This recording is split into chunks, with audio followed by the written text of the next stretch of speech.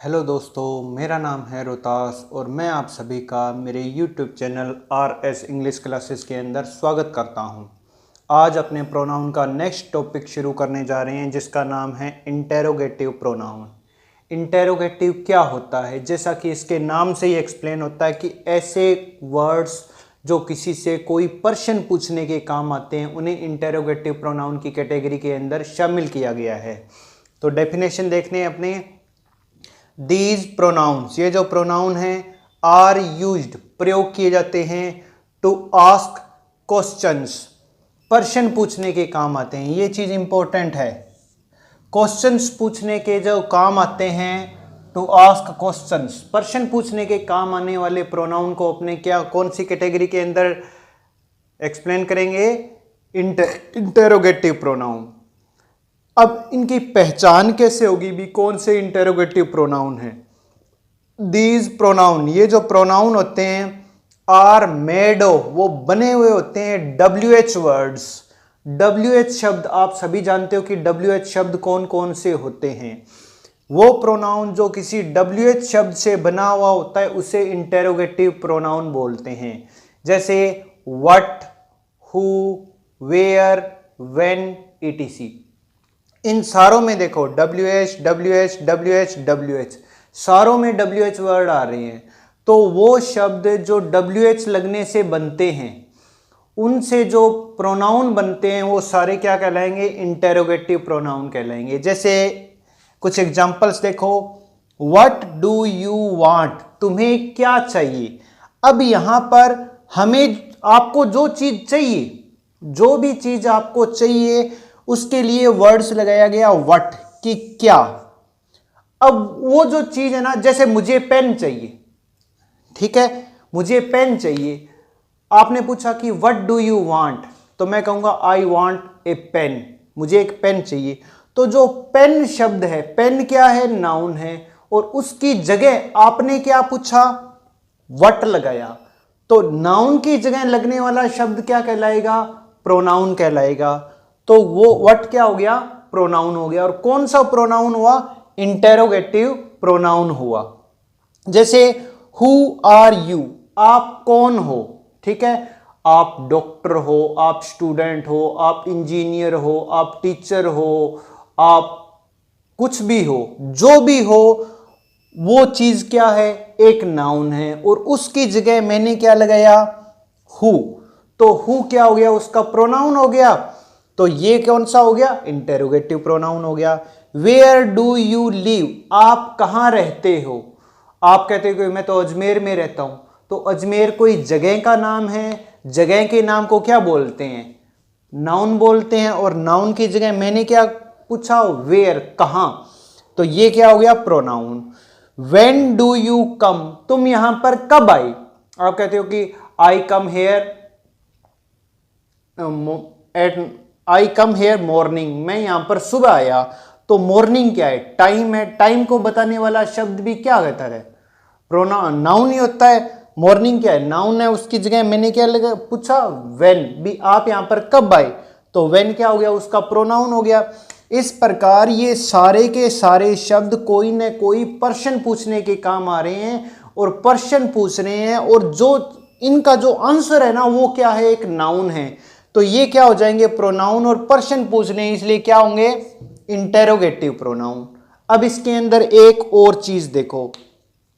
कई बार होते हैं ये जो शब्द होते हैं ना, इनके साथ एक वर्ड लगा दिया जाता है, ever.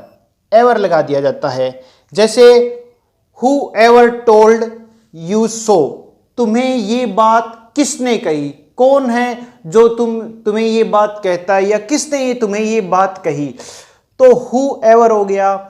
What ever you doing, तुम कुछ भी जो कर रहे हो, मतलब वट का अर्थ होता है क्या, वट एवर का होता है कुछ भी, जो भी तुम कर रहे हो। Whatever you do, whatever you are doing, जो तुम कर रहे हो, उसके लिए क्या लगाया गया? What ever. तो ये देखो, वट और एवर, हु और एवर, दो शब्दों के मिलने से बने हैं। जो दो चीजों के मिलने से बने उसे क्या बोलते हैं? कंपाउंड। और प्रश्न पूछ रहे हैं इसलिए क्या हो गए? इंटेरोगेटिव। और प्रोनाउन हो गया भी किसी नाउन की जगह इन्हें यूज किया गया है, तो ये क्या हो जाएंगे, compound interrogative pronoun. WH word के आगे यदि एवर वगैरह लगा दिया जाए तो उन्हें बोला जाता है कंपाउंड इंटेरोगेटिव प्रोनाउन। और अगर कोई चीज ना लगाई जाए, सीधा ही व्हाट आ जाए, वेयर आ जाए, व्हेन आ जाए, हु आ जाए, तो ये क्या हो जाएंगे, इंटेरोगेटिव, क्योंकि ये केवल प्रश्न पूछने के काम आते हैं। इसी के साथ आपका जो इंटेरोगेटिव प्रोनाउन है वो इतना ही है, तो ये आपका खत्म हो गया। अब अपने करते हैं नेक्स्ट प्रोनाउन। ये है आपका नेक्स्ट प्रोनाउन जो है डिस्ट्रीब्यूटिव प्रोनाउन। डिस्ट्रीब्यूट का अर्थ क्या होता है, डिस्ट्रीब्यूट का अर्थ होता है बांटना। ठीक है, अगर कोई चीज किसी को बांटी जा रही है तो वहां पर डिस्ट्रीब्यूटिव प्रोनाउन का यूज करेंगे।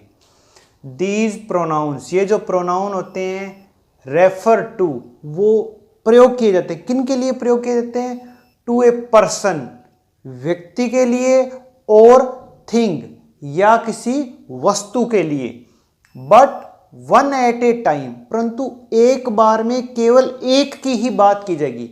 डिस्ट्रीब्यूटिव प्रोनाउन का अर्थ होता है चीजें बांटना, पर वो बांटी किन्हें जाएगी, या तो किसी पर्सन को बांटी जाएगी या किसी थिंग को बांटी जाएगी, पर बांटते वक्त एक एक को इंडिविजुअली मेंशन करना है। ठीक है, तब आपने डिस्ट्रीब्यूटिव प्रोनाउन का यूज करने हैं। दीज आर, ये हैं, ये तीन ही प्रोनाउन होते हैं, each, either, neither. Each, either, neither, ये तीन प्रोनाउन हैं जो आपके डिस्ट्रीब्यूटिव प्रोनाउन की कैटेगरी के अंदर शामिल होते हैं। तीन प्रोनाउन। अब इन तीनों का मीनिंग क्या होता है वो भी आपको क्लियर होना चाहिए। ईच का मीनिंग होता है वन एट ए टाइम, एक बार में केवल एक। आउट ऑफ मैनी, बहुत सारे लोग बैठे हैं, उनमें से एक बार में केवल एक से बात करें, बात खत्म हो गई, उसे बिठाओ, फिर दूसरे को खड़ा करो, उससे बात करो, उसे बिठाओ, फिर तीसरे को खड़ा करो, ऐसे। मतलब एक बार में केवल जब एक से बात करें या एक बार में केवल किसी एक को चीज कोई दी जाए, तब आप ईच का प्रयोग करोगे। ठीक है, ईच। और वहां पर ऐसे नहीं कि एक बार में केवल बहुत सारी, जैसे 10, 15, 20 लोग बैठे, उनमें से एक एक के बार बात करना। Either, one or the another out of two, दो खड़े हैं, या तो ये है और या इससे बात करें। ठीक है, या तो इससे बात करें या इससे बात करें। जब दो में से किसी एक को चुनाव करना, दो में से किसी एक के साथ बात करना, दो में से किसी एक के साथ कोई डील करना, तब आप डिस्ट्रीब्यूटिव प्रोनाउन का यूज करोगे। अब आ जाती है नीदर की बात। नीदर क्या होता है, not the one nor the other out of to.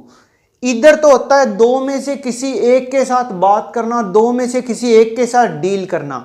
Neither का मतलब होता है कि आपके पास दो ऑप्शन है और दोनों ही काम के नहीं है, दोनों में से किसी के साथ आप बात नहीं करना चाहते, दोनों में से किसी को भी वो चीज नहीं देना चाहते, दोनों में से किसी को आप चुनना नहीं चाहते, तब आप नीदर का प्रयोग करोगे।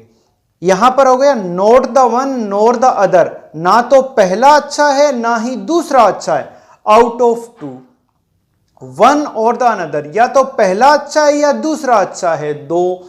और one at a time out of many. ठीक है, ये चीज हो गई। अब देखो इनके कुछ एग्जांपल्स देखते हैं अपने। Each of the boys received a reward. भी क्लास में 40 बच्चे हैं, 40 में से प्रत्येक एक बच्चा इनाम प्राप्त करेगा, मतलब 40 के 40 बच्चे इनाम प्राप्त करेंगे। ठीक है, either of you can go out. जैसे दो स्टूडेंट खड़े हैं, दोनों में से लड़ाई की, दोनों ने लड़ाई की, तो टीचर क्या कहता है, either of you can go out. भी तुम दोनों में से कोई एक बाहर चला जाए। ठीक है, भी एक बार चला जाएगा, दूसरा अपने आप शांत हो जाएगा। भी दोनों में से कोई एक चला जाए, जो भी जाना चाहे। ठीक है, neither of the boys is better. भी दो लड़के खड़े हैं, दोनों में लड़ाई की, neither of the boys is better, दोनों में से कोई भी अच्छा नहीं है, दोनों के दोनों ही शरारती हैं। ठीक है, भी पहला भी शरारती है और दूसरा भी शरारती है। ये आपका डिस्ट्रीब्यूटिव प्रोनाउन है। इसके अंदर थोड़ी सी और बातें हैं, वो अपने अभी और डिस्कस कर। ये जो आपका डिस्ट्रीब्यूटिव प्रोनाउन है, इस डिस्ट्रीब्यूटिव प्रोनाउन को अपने क्या कर सकते हैं, एक एडजेक्टिव की तरह भी इसे प्रयोग किया जा सकता है। तो स्टूडेंट के माइंड में ये कन्फ्यूजन हो जाता है कि यहाँ पर सर ये एडजेक्टिव है या प्रोनाउन है। देखो, these pronoun can also be used as an adjective like, ये जो वर्ड्स है ना, इन्हें अपने एक एडजेक्टिव की तरह भी यूज कर सकते हैं। जैसे each girl was absent from the class, प्रत्येक लड़की क्लास में से एब्सेंट थी। तो यहाँ पर देखो, ईच के आगे गर्ल आ गया। गर्ल क्या है, एक नाउन है। नाउन को ये जब मॉडिफाई कर रहा है, नाउन के बारे में आपको कुछ बता रहा है, तो ये क्या बन जाएगा, आपका एक एडजेक्टिव बन जाएगा ईच। ठीक है। Neither student was worthy enough, कोई भी स्टूडेंट इतना ज़्यादा वर्दी नहीं है। तो नीदर के आगे स्टूडेंट आ गया। स्टूडेंट एक नाउन है, नाउन को मॉडिफाई कर रहा है, तो नीदर क्या बन जाएगा, फिर एक एडजेक्टिव बन जाएगा। Either boy can do it, कोई भी लड़का यह कर सकता है। तो ईदर के आगे देखो बॉय आ गया, तो बॉय एक नाउन है, तो इसलिए ईदर फिर क्या बन गया, फिर एक एडजेक्टिव बन गया। अगर इनके आगे ये वर्ड्स ना आए, जैसे गर्ल है, स्टूडेंट है, बॉय है, अगर ये वर्ड्स ना लगे हुए हों तो ये क्या होते हैं, प्रोनाउन होते हैं। और अगर इनके जस्ट आगे कोई नाउन लिख दिया जाए तो फिर ये वर्ड्स प्रोनाउन ना रहकर क्या बन जाते हैं, एडजेक्टिव बन जाएंगे। अब एक और बात देखो आप, either neither, either neither, each each, तीन तो ये, एंड एवरी, एवरी एक नया वर्ड है। Either neither each and every always take a singular verb after them, जब ये वर्ड्स प्रयोग किए जाते हैं ना, तो इनके आगे हमेशा सिंगुलर वर्ब ही प्रयोग की जाएगी। जैसे देखो, वाज, वाज यहां पर तो पता ही नहीं लग रहा, तो ये क्या है, हमेशा सिंगुलर वर्ब ही लगे लेंगे अपने आगे। इनके आगे लिखा गया वर्ड चाहे प्लूरल हो, कोई फर्क नहीं पड़ेगा। पर अगर ईच, ईदर और नीदर लग गए और एवरी लग गए एडजेक्टिव के रूप में या प्रोनाउन के रूप में, एवरी तो प्रोनाउन होगा ही नहीं, वो आगे अपने बात करेंगे, तो हमेशा ये क्या लेंगे, सिंगुलर वर्ब ही अपने आगे लेंगे। Every can not be used as a pronoun, every जो है, ये चीज ध्यान देना आप, ये कुछ इंपॉर्टेंट बातें हैं। एवरी जो है कैन नॉट बी यूज्ड, उसे प्रयोग नहीं किया जा सकता एज ए प्रोनाउन, प्रोनाउन के रूप में एवरी को आप प्रयोग ही नहीं कर सकते। बट परंतु इट कैन बी यूज्ड, इसे प्रयोग किया जा सकता है एज एन एडजेक्टिव, एडजेक्टिव के रूप में इसे प्रयोग किया जा सकता है। अब मैं ये सारी चीजें एक्सप्लेन करूंगा। पहले अपने ईच की बात करते हैं। ईच एक ऐसा वर्ड है जो प्रोनाउन और एडजेक्टिव दोनों फॉर्म में यूज हो सकता है। जैसे ईच बॉय इज देयर, यहां पर ईच के आगे बॉय लगा हुआ है, एक नाउन लगा हुआ है। जब नाउन लगा हुआ है तो ईच क्या हो जाएगा, एक एडजेक्टिव बन जाएगा। ठीक है, और ये वाक्य आपका सही है। ईच इज देयर, प्रत्येक वहां पर है। ईच के आगे नाउन नहीं लगा हुआ, नाउन नहीं लगा हुआ, तो ईच क्या है, एक प्रोनाउन है। प्रोनाउन है तो फिर भी ये चीज क्या है, बिल्कुल सही है। अब देखो, एवरी बॉय इज गुड, प्रत्येक लड़का अच्छा है। एवरी के आगे बॉय लगा हुआ है, तो ये एवरी क्या बन गया, एडजेक्टिव बन गया। ये वाक्य तो सही है, एवरी इज गुड। एवरी के आगे बॉय नहीं लगा हुआ, कुछ भी नहीं लगा, कोई नाउन नहीं लगा हुआ, तो फिर ये प्रोनाउन बन गया। और प्रोनाउन में एवरी कभी प्रयोग ही नहीं होता है, तो ये वाक्य आपका क्या है, गलत है। होप कि आपको ये बात समझ में आ गई होगी। अब मैं थोड़ा सा रिपीट करता हूं कि ईच, ईदर, नीदर, इन्हें आप प्रोनाउन और एडजेक्टिव दोनों फॉर्म में यूज कर सकते हो। एवरी एक ऐसा वर्ड है जो हमेशा एडजेक्टिव फॉर्म में ही यूज होगा। ईच, एवरी, ईदर, नीदर, इनके आगे हमेशा सिंगुलर वर्ब ही प्रयोग की जाएगी। ठीक है, एवरी कभी भी प्रोनाउन फॉर्म में यूज नहीं हो सकता, उसे अपने केवल एडजेक्टिव फॉर्म में ही यूज कर सकते हैं। अब इसी टॉपिक से थोड़ी सी बातें और रह गई है, वो और डिस्कस करते हैं। यहाँ पर कुछ एग्जाम्पल्स लिखे हुए हैं, उनके ऊपर अपने थोड़ा सा और डिस्कस करते हैं। जैसे the two man hate each other. अब ये ईच अदर देखो आप, दे चीटेड वन अनदर, तो दो वर्ड हैं, each other and one another. ये दोनों भी क्या होते हैं, डिस्ट्रीब्यूटिव प्रोनाउन की कैटेगरी के अंदर अपने इन्हें रख सकते हैं। हालांकि इनका एक और नाम होता है, वो आगे लिखा हुआ आएगा। जैसे अब इन एग्जाम्पल्स को अपने एक्सप्लेन करें तो देखो, हेयर, यहां पर ईच एंड वन, ये ईच और ये जो वन लिखा हुआ है are used for subject, subject के लिए यूज हुए हैं। जैसे दो लोग एक दूसरे से घृणा करते हैं तो दोनों में से कोई एक तो सब्जेक्ट होगा, वो जो सब्जेक्ट है ना उसके लिए ईच यूज किया गया है। दे चीटेड वन अनदर, तो यहां पर देखो other and another are used for object, तो ये जो अदर और अनदर है ये क्या है, ऑब्जेक्ट के लिए यूज किए गए हैं। देखो जैसे ईच हेट्स द अदर, प्रत्येक दूसरे से घृणा करता है। The two main hate each other, इन्हें इकट्ठा लिख दो चाहे इन्हें ऐसे लिख दो, भी यहां पर दो ही व्यक्ति हैं, दोनों एक दूसरे से घृणा करते हैं, तो प्रत्येक घृणा करता है दूसरे से। ठीक है, दे चीटेड वन अनदर, उन्होंने एक दूसरे को धोखा किया। वन चीटेड अनदर, एक ने दूसरे को धोखा दिया। भी दोनों ही धोखा देने वाले थे और दोनों को ही धोखा दिया गया, एक दूसरे को। अब यहां पर देखो एक बात इंपॉर्टेंट है, but most of the time, परंतु ज्यादातर समय, each other and one another, ये जो ईच अदर और वन अनदर है ना, हैव बिकम, वो बन जाते हैं कंपाउंड प्रोनाउन। यहां पर इन्हें कंपाउंड प्रोनाउन की कैटेगरी के अंदर रखा गया क्योंकि ये दो शब्दों से मिलकर बने हैं। एंड आर कॉल्ड, और इन्हें पुकारा जाता है रिसिप्रोकल प्रोनाउन, इन्हें रिसिप्रोकल प्रोनाउन के रूप में पुकारा जाता है। ईच और वन हमेशा सब्जेक्ट के लिए रेफर होंगे और अदर और अनदर हमेशा ऑब्जेक्ट के लिए रेफर होंगे।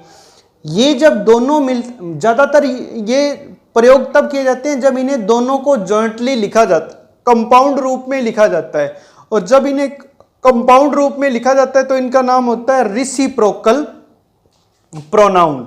जैसे आगे थोड़ा एग्जांपल और है दो, उनसे और एक्सप्लेन हो जाएगा। The brothers quarrelled with each other, भाई हैं वो लड़ रहे हैं, विद ईच अदर, एक दूसरे से लड़ रहे हैं। भी पहला दूसरे से लड़ रहा है और दूसरा वापिस पहले से लड़ रहा है। ठीक है, दे ऑल गिव, उन सारों ने दिया, क्या दिया, एविडेंस, सबूत दिए, अगेंस्ट वन अनदर, एक दूसरे के विरुद्ध सबूत दिए। पहले ने दूसरे के विरुद्ध सबूत दिया और दूसरे ने वापस पहले के विरुद्ध सबूत दिया। जब ऐसी जब बात हो ना कि पहला एक काम दूसरे के साथ करता है और दूसरा वापस पहले के साथ करता है, तो आप each other and one another in शब्दों का यूज करोगे। ये दो शब्दों से मिलकर बनते हैं इसलिए इन्हें कंपाउंड प्रोनाउन, और कैटेगरी हो जाती है इनकी रिसिप्रोकल प्रोनाउन के रूप में लिखा जाता है। हालांकि इन्हें डिस्ट्रीब्यूटिव के अंदर ही एक्सप्लेन किया जाता है।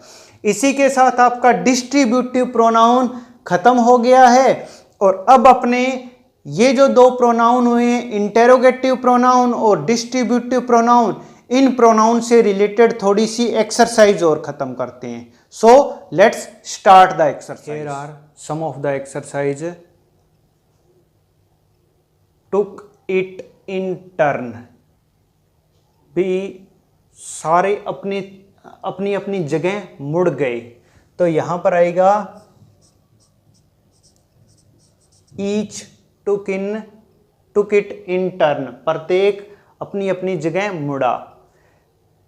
एक्यूजेशन एक्यूजेशन होता है आरोप, आरोप सही है, ठीक है। तो यहां पर अपने आएगा नीदर एक्यूजेशन इज ट्रू, भी जो आरोप लगाए गए हैं उनमें से एक भी सही नहीं है। Of these road leads to the railway station, दो रोड हैं, दो में से कोई एक रेलवे स्टेशन जा रही है। तो जब दो में से किसी एक का काम करना हो तो यहां पर आ जाएगा either of these roads leads to the railway station, दो सड़कें, दोनों में से कोई एक रेलवे स्टेशन जाएगी। Of these horse cost 5000 rupees, बहुत सारे घोड़े खड़े हैं, उनमें से प्रत्येक घोड़ा 5000 रुपए का है। तो इसमें आ जाएगा ईच, ठीक है। द टू ब्रदर्स लव, जब दो की बात करें तो आता है ईच अदर, दो भाई है, दोनों भाई एक दूसरे से प्यार करते हैं। Every student was cheating, students सारे ही नकल कर रहे हैं, एक दूसरे से नकल कर रहे हैं। तो जब दो से ज्यादा की बात हो तो आ जाएगा वन अनदर, ठीक है। विशेज टू सी यू, ठीक है, ये वर्ब आई है, वर्ब के साथ एस लगाए तो पहले सब्जेक्ट आएगा। तो यहां पर आएगा who wishes to see you, ठीक है। डिड ही इनवाइट, उसने किसे इनवाइट किया है, तो जो उसने जिसे इनवाइट किया है वही तो पूछा है ना, तो यहां पर आएगा whom, ठीक है। डिड यू सी, तुमने क्या देखा। What did you see, does he do, वह क्या करता है। What does he do. ये आपकी सारी की सारी एक्सरसाइज कंप्लीट हो गई है। उम्मीद करता हूं कि आपको ये जो दो प्रोनाउन थे, इंटेरोगेटिव प्रोनाउन और डिस्ट्रीब्यूटिव प्रोनाउन, आपको अच्छी तरह से समझ में आ गए होंगे, ठीक है। If you like the video, press like and share button and also subscribe my YouTube channel RS English Classes so that you can get the latest update from my channel like this. Thank you. Have a nice day.